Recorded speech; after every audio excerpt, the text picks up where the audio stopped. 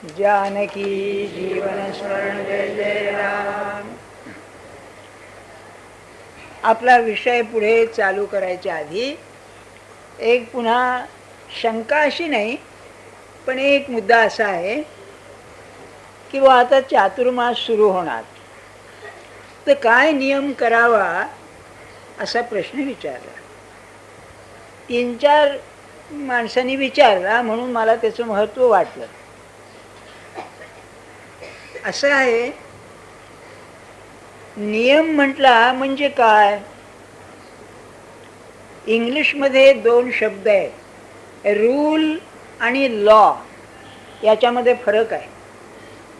नियम जेव्हा कायदा बनतो त्यावेळेला त्याला निराळं महत्त्व येतं. तुम्ही बघा, निसर्ग हा नियमाने चालतो, तर आपण रूल्स ऑफ नेचर म्हणत नाही, लॉज ऑफ नेचर असं म्हणतो.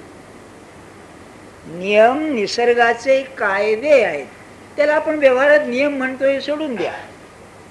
मग कायदा आणि नियम यात फरक काय आहे? तो फरक असा आहे की नियम मोडला तर त्याला अपवाद असू शकतो, कायदा मोडला तर शिक्षा आहे त्याला. परमार्थामध्ये नियम आहे पण कायदा नाही, इथे शिक्षा नाही.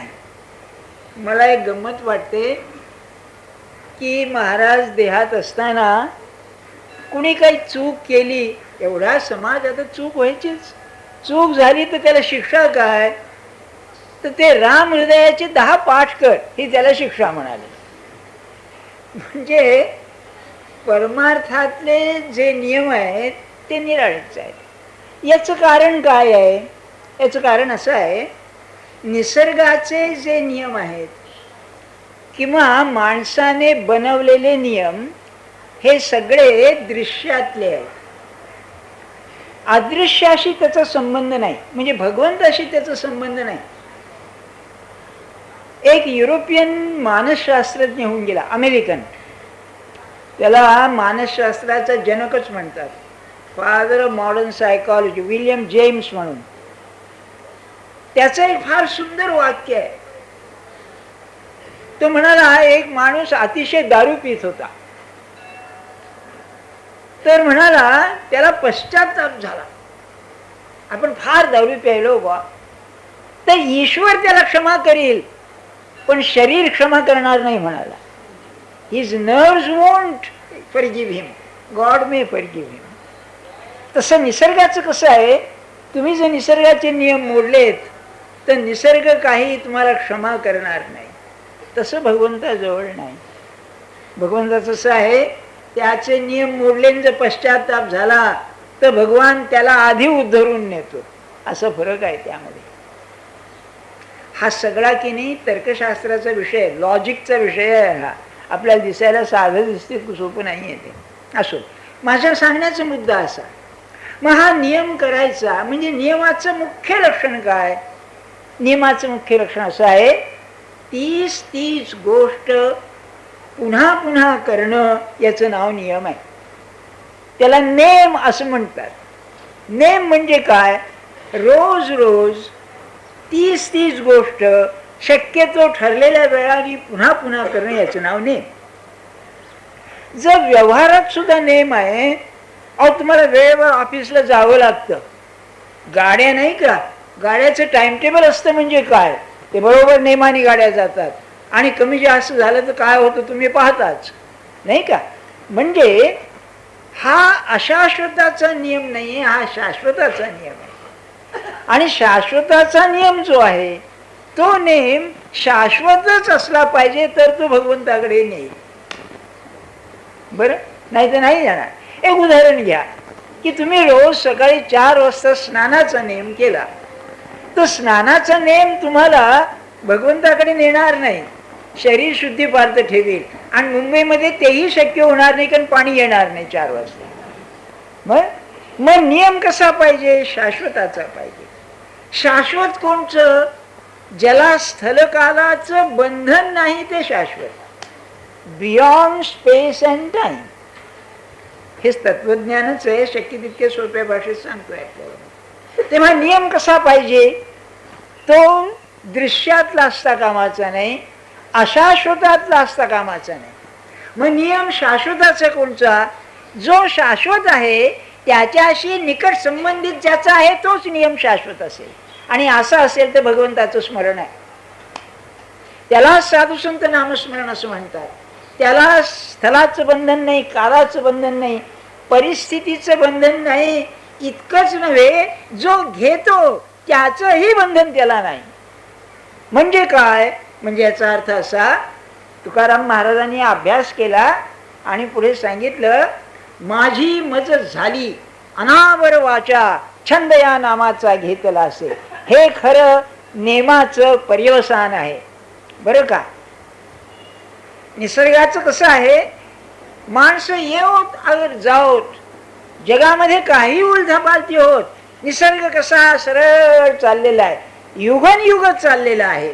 हे जसं तसं माणसाच्या देहाची काहीही परिस्थिती असो, त्याची प्रापंचिक परिस्थिती, समाजाची राजकीय परिस्थिती, आर्थिक परिस्थिती, काही जरी झालं तरी ज्या नियमाला खंड नाही, त्याला अपवाद नाही, तो शाश्वताचा नियम आहे. असं असेल तर भगवंताचं स्मरण आहे. बर, आता ते करायचं जे आहे ते अशाश्वतामध्ये करायचं आहे. Look at the paradox. शाश्वताचा नियम आधार काय आहे? अशाश्वत आहे, त्याच्यामध्ये तो करायचा आहे. मग माझ्यामध्ये जे शाश्वत आहे त्याला धरून जर तो असेल तरच तो शाश्वत होईल, नाही तर होणार नाही. देहाला धरून जर मी केला तर देह माझा अशाश्वत आहे, त्याला शाश्वतपणा येणार नाही. मग माझ्यामध्ये काय शाश्वत आहे? माझा मी जो आहे तो मागच्या जन्मी होता, या जन्मी आहे आणि पुढच्या जन्मी सुद्धा अहंकार म्हणून आहे. त्या अहंकाराशी ज्याची जोड आहे तो शाश्वत होऊ शकेल. आणि मग सवय होते. सवयीचं एक व्याख्या आपल्याला प्रसिद्धच आहे, हॅबिट इज सेकंड नेचर. मूळचा स्वभाव नाही, तो बनवलेला स्वभाव बनतो. तर पहिल्यांदा काय होईल? देहाला धरून अहंकाराला जर सवय लावली तर माणूस न कळत ते करील. आपल्या पुष्कळांना अनुभव असा असेल की पुष्कळ वेळेला एकदम नाम चालू होतं, आपल्याला कल्पनाही येत नाही, चालायला लागतं. म्हणजे ती सवय बनायला लागलेली आहे. आणि सवय इतकी झाली पाहिजे की उदाहरण सांगतो आपल्याला. महाराजांच्याकडे एक कानडी मनुष्य होता, अशिक्षित होता पण निष्ठावंत. तेव्हा त्याला महाराजांनी सांगितलं की जो घाई करू नकोस, नामस्मरण कर, बाकीचं सगळं मी पाहतो. बरं म्हणला. बरं झालं म्हणलं, गुंतागुंत नाही, मन आवरा, आसन घाला, अमकं करा, काही भानगड नाही. आणि त्यांनी केलं बुवा. सारखा नामामध्ये असायचा तो. तो मेला. तेव्हा त्याच्या प्रेताजवळ महाराजांनी बोलावलं की बुवा तू गेला. तर महाराज म्हणाले इकडे या म्हणाले. एक मेणबत्ती आणली. मेणबत्तीने त्याच्या डोळ्यामध्ये प्रकाश पाडला. बघा म्हणले डोळे थिसलेले आहेत, म्हणजे तो मेला आहे. त्याच्या हातात माळ दिली तर माळ हालायला लागली. काय असेल मला सांगा? शाश्वताचा अशाश्वतावरती जो परिणाम होतो तो असा होतो. मग नामाचं काय होतं? नाम घेता घेता शरीरातून ध्वनी निघायला लागतो. अनुहादी गुंतलो नेणे बाह्य रंग. तुकाराम महाराज सांगतायत आतमध्ये नाम चालू लागलेलं आहे, मला बाहेरचं भानच नाही म्हणून. बरं, ते मी अनेक वेळा निरूपणात सांगितले, पुन्हा सांगतो आपल्याला. कारण पुष्कळशी नवीन माणसं, नवीन चेहरे मला दिसत आहेत म्हणून सांगतोय. तुम्ही अहो ते तुम्ही सांगितलंच होतं, अहो तेच ते सांगायचंय दर रविवारी म्हणून सांगतोय. अरविंद आश्रमामध्ये एक मदर म्हणून बाई होत्या. ही फ्रेंच बाई. तिचं काय हिंदू धर्माशी संबंध आहे काय आहे मला सांगा. तेव्हा ती त्यांना म्हणाली, अरविंदांना, म्हातारी 96 वर्षाची होऊन वारली बघा, की मला नाम द्या. आणि त्यांनी ओम नमो भगवते असं नाम दिलं. 7 अक्षरी नाम. संबंध मंत्र काय आहे? ओम नमो भगवते वासुदेवाय. 13 अक्षरी 14 अक्षरी मंत्र येतो. हा, याने काय नाही, 12 अक्षरी आहे. याने ओम नमो भगवते. आणि त्या बाईनी 15 वर्ष अभ्यास केला. तो कसा, तिने स्वतः सांगितलेला आहे. त्याची की नाही तिची संभाषण आहेत अजेंडा म्हणून. त्यामध्ये तिने असं दिलंय की बसता उठता, स्नान करताना, कपडे घालताना, जेवताना, जाता येताना मी तो जप केला. तर ते काय म्हणाली, माझ्या शरीरातलं जे रक्त आहे, त्या रक्तामधल्या ज्या पेशी आहेत, सेल्स, त्या म्हणले संबंध आता नाम घेत आहेत. आणि त्या कसं घेत आहेत, तर चर्चमध्ये, ख्रिश्चन बाई चर्चमध्ये लहान मुलं जेव्हा स्तोत्र गातात, असं सुंदर आवाज येतो, तशा माझ्या सेल्स शरीरातल्या सगळं ओम नमो भगवते गात आहेत. ते ऐकायलाच मला आनंद वाटतो. हा अशाश्वतामध्ये शाश्वताचा नियम आहे.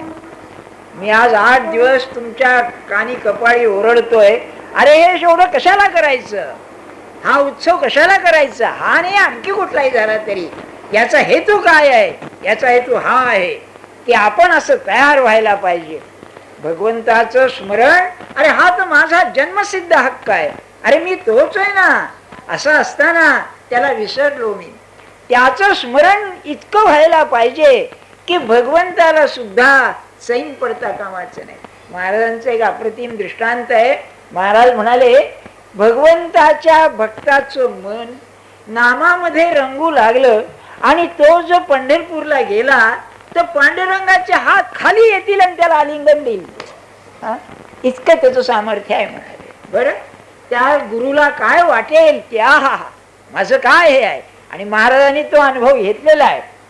माझ्याकडे केळकर नावाचे गृहस्थ येतात, त्यांचा कारखाना फिरखाना काहीतरी आहे दादरला. त्यांचे वडील महादेव चिंतामणी केळकर आणि हे नरसोपन केळकरांचे वडील बंधू, ते होते मुन्सफ दहिवडीला. 1908-9 सालची गोष्ट आहे. तेव्हा त्याथे एक पोस्ट मास्तर होते. ते पोस्ट मास्तर दर शनिवारी गोंदवल्यास यायचे. 3 मैल आहे तिथे गोंदवल्यास यायचे, दर्शन घेऊन जायचे. फिरायलाही जाणं होतं आणि महाराजांचंही दर्शन होतं. असे एकदा ते यांच्या बरोबर आले. आता खेडेगावामध्ये दुसरं कोणी नाहीच म्हणून त्या मास्तरांची यांची दोस्ती. हे अधिकारी होते. तेव्हा मी योग मास्तर म्हणले चला. त्यांची महाराजांच्यावर श्रद्धा नाही किंवा साधुत्वाबद्दल काही आदर आहे असं काही नाही. मास्तर निघाले, हेही निघाले. आले आणि सपाटून पाऊस आला. पाऊस आल्यानंतर परत काही जाणं झालं नाही. महाराज म्हणाले आता उद्या सकाळी जा, रविवारच आहे, दुसऱ्या दिवशी उद्या सकाळी जा. बरं म्हणाले.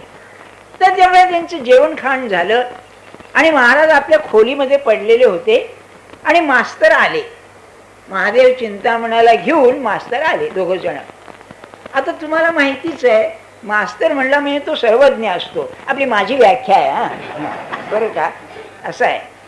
त्याला अज्ञात असं जगात काही राहतच नाही आणि ते बरोबर आहे. आणि मराठीमध्ये मास्तराला फार अर्थ आहे. पोस्ट मास्तर, तार मास्तर, रेल्वेचा मास्तर, तिकीट मास्तर, मास्तरच मास्तर सगळीकडे, नाही का. आणि अलीकडे काय सुशिक्षित मुली की नाही मास्तरला नवरा नको म्हणतात. आता काय कोणाला ठेव, का तो मास्तरने काय पाप केलंय कोणाला ठेव. बरं, मास्तर इतका म्हणजे अहिंसात्मक प्राणी दुसरा कोणी नाही हो, नाही का. बिचारा कसं तरी जीवन जगतो. क्षमा करा तुम्ही मास्तर कोणी असलात तर आपले. तेव्हा ज्यादा हुशार असतात ते. तेव्हा त्यांनी महाराजांना काय विचारलं, महाराज एवढंच म्हणले जेवण खाण झालं का, त्याला म्हणाले महाराज नाम कसं घ्यावं सांगा म्हणाले. तर वडील जे सांगत असत तो मुलगा मला, आता तोही 60-65 वर्षाचा आहे, तो सांगतो. आमचे वडील आम्हाला अनेक वेळा हे सांगत. अरे म्हणाले मास्तर यांनी जेव्हा म्हणाले की महाराज नाम कसं घ्यावं सांगा, इकडे या म्हणाले. महाराज म्हणले माझ्या हाताला काम लावायचं, त्याच्यातून 13 अक्षरी मंत्राचा ध्वनी. महाराज म्हणले माझ्या छातीला काम लावा, 13 अक्षरी मंत्राचा ध्वनी. महाराज म्हणले माझ्या पायाला काम लावा. ते सांगत, ते केळकर सांगतात. माझे वडील म्हणाले सांगताना जणू काय ते पाहतायत असं सांगतात. असा पुरुषच मी पाहिला नाही म्हणाले ते महादेव चिंतामणी. आणि त्यांनी सांगितलं की ते जन्मभर नाम घेत असत. दुसरं काही केलं नाही त्याने. रिटायर झाल्यावर जन्मभर नामात असत, अतिशय समाधानी असत असं त्यांनी सांगितलं. तर सांगायचं हेतू काय आपल्याला, की नेम नेम म्हणजे तो शेवटी पर्यवसान काय झालं पाहिजे, शरीर मन बुद्धी सगळी तादात्म्य होऊन गेली पाहिजे. त्याकरता हा उत्सव आहे. बरं, या मदरनी हे सांगणं काय आणि महाराजांनी हे करून दाखवणं काय. आणखी एक मला आठवलं, हे जे स्वामी स्वरूपानंद होते ना, त्यांची योग्यता शेवटपर्यंत कळली नाही बघा, फार लोकांना कळली नाही. तेव्हा त्यांचे एक अमलानंद नावाचे शिष्य होते, ते पेंडला असत मला वाटतं. हा, तेव्हा ते एकदा मुलं बाळ घेऊन पावसला गेले होते. त्यांचा मुलगा जो होता त्याची फारशी महाराज त्यांच्यावर निष्ठा नव्हती. त्यात काही दोष नाही हो, कारण नेहमी पडलेले असायचे, खडीसाखर द्यायचे प्रसाद म्हणून. बरं, बाकी बाहेरून काय कळणार, अशा माणसाची अवस्था काय आहे. साध्या तुमच्या आमच्या स्टेटसच्या माणसाचं आत काय कळत नाही, त्यांचं काय कळणार. तेव्हा ते काय म्हणाले, ते जेव्हा निघाला मुलगा तेव्हा त्याला म्हणले, अरे इकडे ये, माझ्या छातीला कान लाव. आणि म्हणाले, सोहम स्पष्ट ऐकायला येतं की नाही बघ. म्हणाले, स्वरूपानंदा हे नामाचं महत्व आहे. तो मंत्र असू दे नाही तर हा मंत्र असू दे, हे मी का सांगतोय सगळं आपल्याला. आपण नेम केला पाहिजे, तो नेम केल्याशिवाय नाही जमायचं. तुम्ही आम्ही कसं आहोत, अलीकडे राजनीती शास्त्रावर नवीन ग्रंथ लिहिलेला आहे, बेन अँड पीटर्स म्हणून, या दोघांनी. त्याच्यामध्ये माणसाची एक नवीन व्याख्या दिलेली आहे. आता पण अनेक व्याख्या झाल्या. Man is a laughing animal, man is a talking animal, man is a rational animal, काय नाना तऱ्हेच्या. तो काय म्हणतो, man is a rule following animal. राजा राज्य करतो, तो काय त्या लोकांच्यावर सत्ता गाजवून नव्हे, त्यांना नियम पाळायची हौस असते, सवय असते, म्हणूनच ते करतो त्या शंकाने. एक सहज सांगतो तुम्हाला.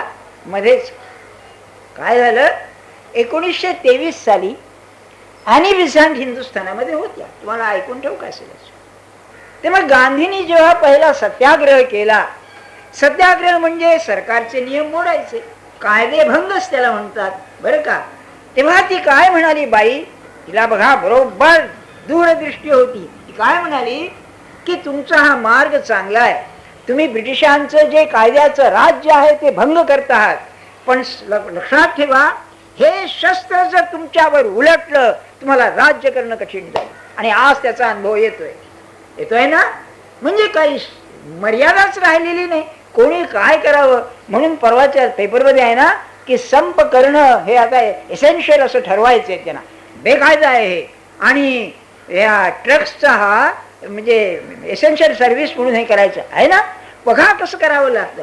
तेव्हा man is a rule following animal, माणसाला नियम पाहिजे, नेम पाहिजेच त्याला. मग काय नियम करावा, आपला नियम पाहिला नामाचा, भगवंताच्या स्मरणाचा. तुम्ही भले पूजा एके दिवशी राहिली तर राहू द्या, पण भगवंताचं स्मरण पाहिजे. तर काय करावं, माझ्या मते असं करावं, आपल्याला एक बंधनाची सवय आहे, किंवा या वर्षामध्ये मी एक 10,000 20,000 50,000 जप करीन एक वर्षामध्ये, किंवा 4 महिन्यात म्हणा, तुम्ही जसा तुमचा अंदाज असेल तसा बरं का. आणि मग त्या निमित्ताने रोज मी किती करू शकेन, ताण न पडता केलं पाहिजे, हे ध्यानात ठेवा. नाहीतर मला आठवते, एक चांगले प्रोफेसर रिटायर्ड आहेत आणि हाती सात्विक आहेत, त्यांना महाराजांनी सांगितलं रोज दासबोधाचा एक समास वाचायचा. नियम महाराजांनी सांगितलेला. सगळे दिवसभर उपद्व्याप झाले म्हणजे रात्री अंथरुणावर बसून तो समास वाचायचा. समर्थांच्या दासबोधामध्ये 20-25 ओव्या असतात, ॲव्हरेज अशा बरं का, जास्त नाही. तर ते म्हणाले मला अर्धा पाऊण तास लागायचा, कारण 2 ओव्या वाचल्या की डुकली, 2 ओव्या वाचल्या की डुकली. काय हे काय नियम पाळणं झालं. तसं रोज 10,000 जप करायचा. आणि मग हा अशी परिस्थिती व्हायची नाही का. मग बायको म्हणून, अहो तुम्ही झोप घेता का जप करता. एक शहाणे निघाले, दोन्ही करतो म्हणले, तुला काय कळतंय. आता आतली स्थिती काय कळायची हो नाही का. हे नका करू, थोडं का होईना पण मनापासून करायला पाहिजे. 5 मिनिटं. तुम्हाला एक गंमत सांगतो. गुरुदेव रानडे होते ना, माझ्या पहिल्या भेटीमध्ये, पुष्कळ वेळा त्यांना भेटलो, तेव्हा पहिल्या भेटीमध्ये मी असं विचारलं, की बुवा आपण नामाचा अभ्यास कसा केला. काय सांगितलं त्यांनी, मी 5 मिनिटापासून सुरुवात केली.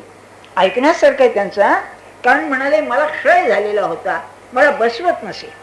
तेव्हा ते कार्लायल हाऊस म्हणून त्यांचं होतं, इथे वरती 2 खोल्या आणि खाली 2 खोल्या.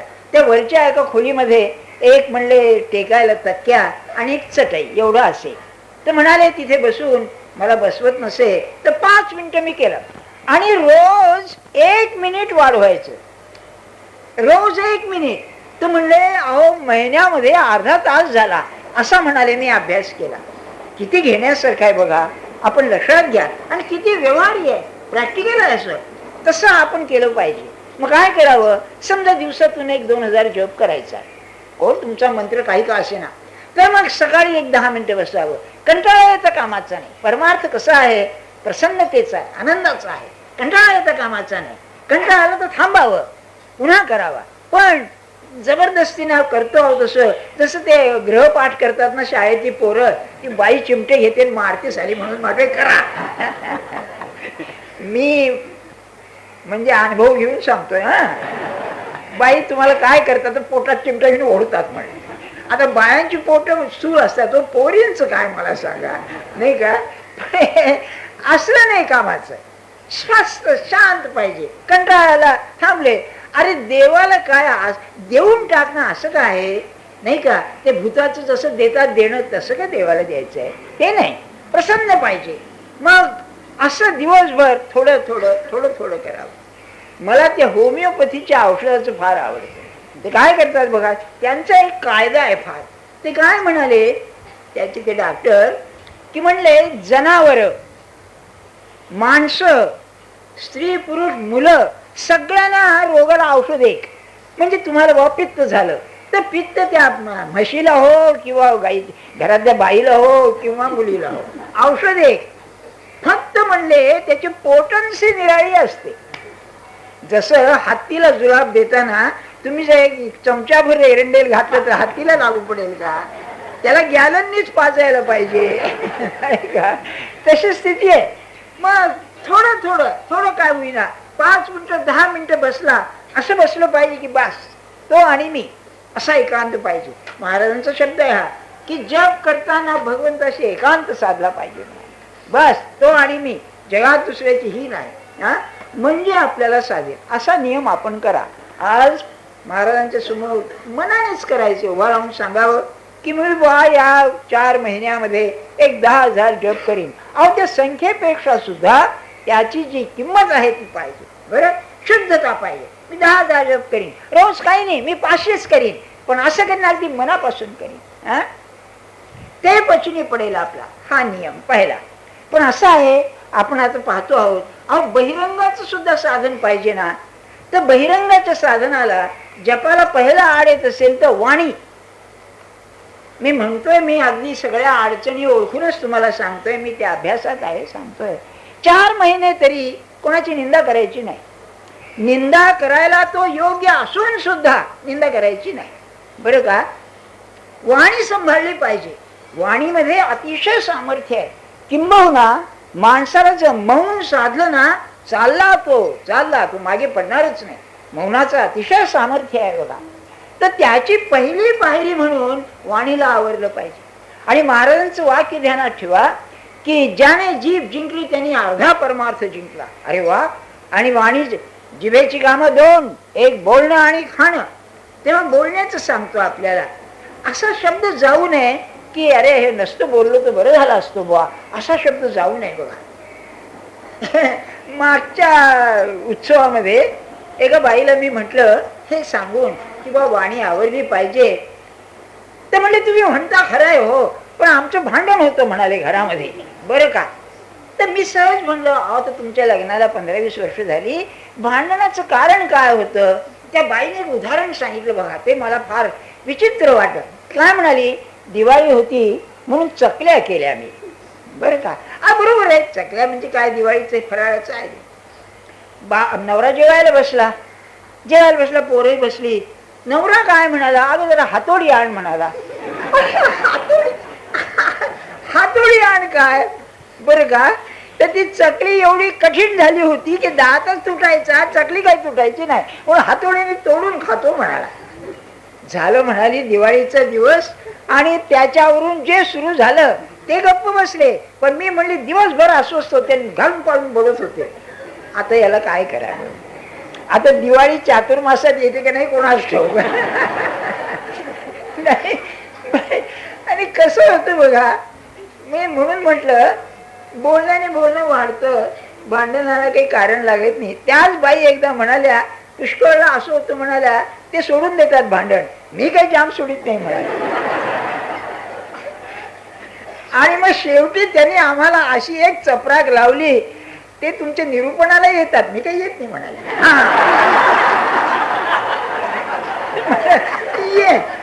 ही तर आणखी बाउंड्रीच होती, सिक्सर मारली त्यांनी अगदी. ते पहा बुवा, नाही मी अभ्यास कठीण आहे, व्यवहारामध्ये कठीण आहे बरं का, परंतु ज्याला नामाचं प्रेम यावं असं वाटतं त्यालाही नको का करायला. पुष्कळ वेळेला आपण शब्दांनी घाण करतो बघा, आणि शब्दांनी घाण कशी होते हे भारतीय राजकीय नेत्यांच्याकडे बघावं बरं का. उगीच काहीतरी बोलतात, काही जरूर नसताना बोलतात नाही का, आणि त्यातल्या ते मंत्री बिंत्री बोलू लागले म्हणजे बेफाट बोलतात, काहीतरी काय जरूर असते. म्हणून ते पाहिजे 4 महिने, नाहीतर बायकाच सांगतात बुवा काय म्हणाले मीठ खायचं नाही. अरे मीठ खाल्लं नाही तर काय, शरीर स्थूल आहे, त्या हडकुळ होईल, याच्या पलीकडे काय होणार आहे. त्याचा अध्यात्माशी काय फायदा आहे मला सांगा. एका बाईने ते सांगितलं की बोटाने धरून पाणी प्यायचं नाही, भांड्याने हातावरती ठेवून असं पाणी प्यायचं. काय हा का नियम झाला मला सांगा. नाही किती विकृत होतो मला सांगा. त्यापेक्षा नाही बुवा, अपशब्द बोलायचा नाही, अगदी निंदा करण्याचं असून योग्य असून सुद्धा जर बोलायचं नाही. तुम्ही पहा सोपं नाहीये बरं हे जर साधलं ना, किती शक्ती माणसाची आवरली जाईल यात शंका नाही. म्हणून बोलणं आवरलं पाहिजे. खाण्याचं मी काय म्हणतोय, खाण्याचं एक नियम करावा, तो असा सोपा नियम सांगतो. आमच्याकडे एक गृहस्थ आले होते, चांगले साधनी होते बरं का, पुढे ते संन्यासी झाले. तेव्हा मी त्यांना सहज विचारलं, म्हटलं बघ तुम्ही खाण्यापिण्याचं सांभाळता म्हणजे काय करता. त्यांनी एक लहानसं उदाहरण सांगितलं, ते मला अतिशय आवडलं बघा, जी म्हणजे खाणं आवडण्याची दृष्टीने. ते म्हणाले मी इंदूरला एकाकडे गेलो होतो, जेवायला बसल्यावरती आमटी होती, त्या आमटीला मीठ नव्हतं, बाई आमटीला मीठ घालायला विसरली. तेव्हा पोरं काय म्हणाली, आई म्हणजे आमटीला मीठ नाही आज. हा काही नाही, अर्ध जेवण झालं होतं आणि आमटी खात होते. तेव्हा बाईने विचारलं, अहो आमटीला मीठ नाही आणि तुम्ही खाता, अशी आमटी आजपर्यंत झालीच नव्हती म्हणाले. किती खुबी आहे नाही का. नाही तर तुम्ही आम्ही काय म्हणू, तुम्ही एवढे वर्ष स्वयंपाक केला एवढं तुम्हाला कळत नाही असं नाही. मग ते मंत्र असतात नवऱ्याचे काही ठरलेले, तो मंत्र बोलायचे. मग काय असेल, किती साधी गोष्ट आहे नाही का. जेवताना काय खातो आहे याचं स्मरण नसणं फार ऍडव्हान्स गोष्ट आहे. लोकमान्य टिळक असे होते, त्यांची अशीच एकदा अशी स्थिती झाली, ते जेवायला बसले म्हणजे एक स्वयंपाकी नव्हते त्यांच्याकडे, बायको त्यांची हजर असे. तेव्हा असं याला कालवणाला मीठ नव्हतं आणि यांचं अर्ध जेवण झालं. मुलांनी सांगितलं आई आल्याला मीठ नाही. तेव्हा बायकोने विचारलं बघा म्हणले, तर त्याने पुन्हा आमटीचा भुरका मारून सांगितली हो बायाला मीठ नाही म्हणून. काय असेल मला नाही. अरे म्हणूनच तो मोठा पुरुष, म्हणूनच तो खरा लोकमान्य नाही का. ते अर्धे अधिक साधूच होते बघा. माझ्या म्हणण्याचं आहे, तुम्ही मोठ्यांची गोष्टी जाऊ द्या, पण तुम्ही आम्ही फार तर असं करू. समजा तुमची भाजी खारट झाली तर तुम्ही मालाडला राहा, मुंबईला राहत असा, आज काय समुद्रावर फिरायला गेली होती वाटतं भाजी, असं फार तर म्हणा, परंतु दोष काढायची काय नाही तर खाऊ नका. माझ्याकडे एक देशपांडे म्हणून ग्रस्त आहेत, त्यांची बायको वारल्यावर त्यांनी अशी ते स्वयंपाक घेऊन ती बारीक खारट करायची. हे कधी तक्रार करायची नाही, दही असेल ते दही त्या भाजीत घालून खायचे, पण खारट झाली काही म्हणायचे नाही. इतकी परिस्थिती आपली येत नाही हो, पण आपण की नाही ते फार दोषदृष्टी ठेवून वागतो. तेव्हा हा एक नियम खाण्याचा आणि बोलण्याचा. तिसरा एक नियम आपल्याला सांग, तो असा आहे की आपल्याला अज्ञानातून ज्ञानाकडे जायचं आहे. आणि आज आपल्याला अज्ञानाचा जो अनुभव आहे तो झोपेमध्ये असतो. झोप हे अज्ञानाचं चिन्ह आहे. साधू संतांना आपल्यासारखी झोप नाही. तशी झोप असेल तो ज्ञानी नव्हेच. तुकाराम महाराजांचा अभंग आहे, मेले तरी जीत असो निजोनिया जागे, जो जो जे जे मागे ते ते देऊ. तर निजोनिया जागे म्हणजे त्याचा साक्षीत्व भाव असा असतो की देह जरी आपल्याला स्वस्थ पडलेला दिसला तरी आपली जी झोप म्हणून म्हणते ती अवस्था त्याला नाही. तिन्ही अवस्थांच्या पलीकडे गेलेला असतो तो त्या उन्मनी अवस्थेमध्ये असतो, म्हणून तो साधू बनतो. तेव्हा आपल्या झोपेवरती स्वामित्व आलं पाहिजे. कमीत कमी झोप 3 तास. भगवंताच्या भक्ताला 3 तासाच्या वर झोप असता कामाची नाही. त्या मला त्या बाईचं सांगितलं ना, मदरचं, त्या बाई म्हणाल्या 2.5 तास मला झोप पुरते. आणि ही गोष्ट खरी आहे. मानसशास्त्र असं सांगतं की आपण आपल्या विचारांनी काळजीनी इतकी मेंदूची शक्ती खर्च करतो की त्याकरता आपल्याला 6 आणि 8 तास झोप लागते. तेवढी झोपेची जरूर नाही. पण हे आदर्श आहे. आज मी असं म्हणत नाही 3 तास तुम्ही झोप घ्या, पण झोपेवरती बंधन पाहिजे एवढं मात्र गोष्ट खरी. बरं, तुकाराम महाराज म्हणले ना, निद्रेसी न व्हावे लोलूप. याचा अर्थ असा, त्याच्यावरती स्वावं. भोजन असावे परिमित, जेवढं जरूर आहे तेवढं. ते परिमिताचं प्रमाण सांगतो आपल्याला. महाराजांचं वाक्य काय सुरेख आहे, फसवं आहे फार, पण फार छान आहे. महाराज म्हणले रोज जेवलंच तर पाहिजे 2 वेळा, पण किती जेवावं? पुन्हा जर जेवायला बसलो तर तेवढंच जेवता येईल एवढं जेवावं. अहो, वैद्यशास्त्र असं सांगतं अर्ध पोटी राहावं. मग अर्ध अन्न कोठ्यामध्ये, अर्धा भाग पाणी आणि अर्धा भाग हवा, म्हणजे अर्ध पोटी राहावं हे महाराजांना सांगायचं आहे. बरं का? पण असं न सांगताना आत्ता जेवायला बसलो पुन्हा जेवायला बसलो तर तेवढंच खाता येईल. तरी गुरुपौर्णिमेच्या उत्सवामध्ये पोटभर खा, मी असं म्हणत नाही ते नाही, पण रोजही तसं कामाचं नाही. अहो, आमचा साधा अनुभव असा आहे, तळकट तेलकट खाल्लं तर तुम्ही पुस्तक वाचायला घेतलं तर एकाग्रता होत नाही. साधी आम्ही व्यवहाराचा विषय पुस्तक वाचतो. ज्ञानेश्वरी आता रविवारी सांगायची आहे आणि वाचायला बसलो आणि खूप श्रीखंड खाल्लंय, ती एकाग्रता होत नाही. हा जो साधा अनुभव आहे त्याच्याही पेक्षा सूक्ष्म असणारा जो परमात्मा, त्याच्या नावामध्ये जर रमायचं असेल तर तुम्हाला थोडं बंधन घालायलाच पाहिजे. झोप खाण्याचं मी सांगितलं आणि झोपेवर ते कसं करावं, सोशल इतकंच करावं. मी म्हणतो असं करावं की समजा आपल्याला 6 वाजता उठायचं आहे तर 4 वाजता उठावं, गजर लावून 1-10 मिनिटं जप करावा, पुन्हा निघून जावं. असं करायला काहीच हरकत नाही. म्हणजे कंटाळा येणार नाही आणि झोपेवरती स्वामित्व आल्यासारखं. त्याची ती गोडी लागल्यानंतर स्वाभाविकच ते कमी होईल. बरं, आणखी एक शेवटचा नियम तो असा आहे की दिवसातून व्यवहारामध्ये वागणारी आपण माणसं, सगळं दृश्याचं प्रेम आहे, सगळ्या कटकटी, अस्वस्थता, पेपर उघडला तर सगळीकडे मारामारी, हिंसाचार, हे सगळं आहे. त्याच्यातून मन बाहेर काढायला एक चांगलं श्रवण तरी पाहिजे, नाही तर वाचन तरी पाहिजे. थोडस काही नाही, एक नाथांच्या भागवताच्या 10 ओव्या वाचावा, जास्त नको. समर्थांचा एकच हे वाचावा, समास वाचावा. पण ज्ञानेश्वरी जरा कठीण आहे, लक्षात येणार नाही.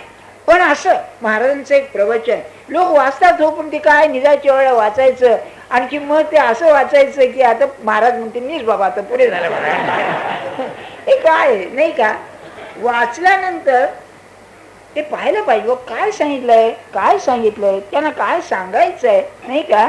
श्रवण केलेची करावे. समर्थाने श्रवणाला म्हणजे साधन म्हणून सांगितलंय, प्राथमिक साधन आहे म्हणून सांगितलं. चालेल, श्रवण मनन केले. घेतलेची घ्यावे अन्न, सेविलेची सेवावे जीवन, तैसे श्रवण मनन करीत जावे. ह्याचा अर्थ तसा आहे. थोडं तरी वाचावं. अगदी काही मी पहिल्यांदा की नाही सवय अशी करावी, आपल्याला ज्याची आवड आहे ते थोडंसं वाचावं. पण त्यानंतर ती वाचायची सवय झाली की मग मात्र असा ग्रंथ वाचावा की 1-2-4 वाक्य वाचल्यानंतर मन आपलं वरच्या पातळीवर जाईल, वरच्या लेव्हलला जाईल. खरं अगदी जर असा कुणी सांगणारा भेटला, श्रवण करून देणारा रात्रीच्या वेळी, ती भाग्याचीच गोष्ट आहे. पण असं कोण भेटणार मला सांगा. आपल्यालाच ते करावं लागेल. तेव्हा तुमच्या आवडीचा कोणता का ग्रंथ असे ना, पण तो ग्रंथ असा ठेवा. म्हणजे काय होईल, एकीकडे मनाचं पोषण केल्यासारखं होईल, एकीकडे देहाला वळण लावल्यासारखं होईल, त्याचं स्मरण सारखं टिकेल आणि उत्सवातून काहीतरी निर्माण झाल्याचं यश मिळेल. बघा, मग पुढच्या उत्सवाला आपलाच अनुभव आपल्याला सांगता येईल किंवा आपली आध्यात्मिक प्रकृती सुधारली या शंकाने. आज कसं आहे, आपण आध्यात्मिक बालवृत्तीमध्ये आहोत, म्हणजे बालिश वृत्तीमध्ये. We are spiritual children. आपली वाढ होत नाहीये. ती वाढ व्हायकरता हे सगळे ते मार्ग आहेत बरं का.